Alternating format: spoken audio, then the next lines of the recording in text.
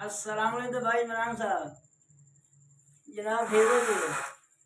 भाई इमरान साहब हमारा एक बच्चा हो गया टीवी लाने बच्चे हो गया छत ते टैला इतनी झाड़ दी ने।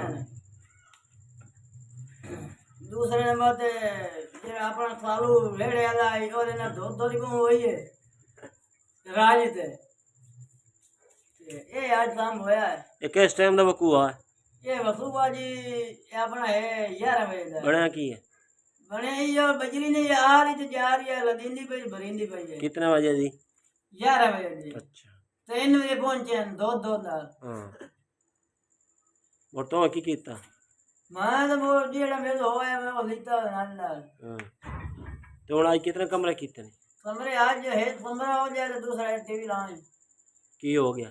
बच्चा अच्छा मैं कहा प्लस्तर हो गया। नहीं प्लास्टर ही जल्दी जो है। हाँ तो हुण दस भाई इतने दिन तेरा काम हो जासी ते मोड़ नाराज ना होवे।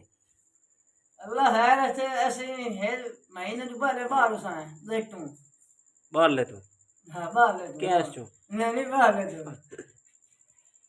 हुण नाक अल्लाह हाफिज़। अल्लाह हाफिज़ भाई और इमरान आप चैनल नु सब्सक्राइब करना की करना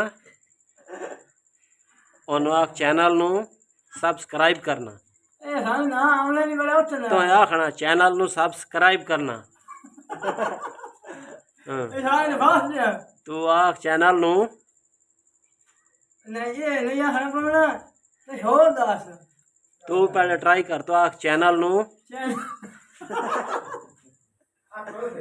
आख चैनल नु चैनल नु सब्सक्राइब करना है सब तो घंटी दबावनी है। हाँ घंटी दबावनी है। घंटी दबावनी है। अल्लाह हाफिज़। अल्लाह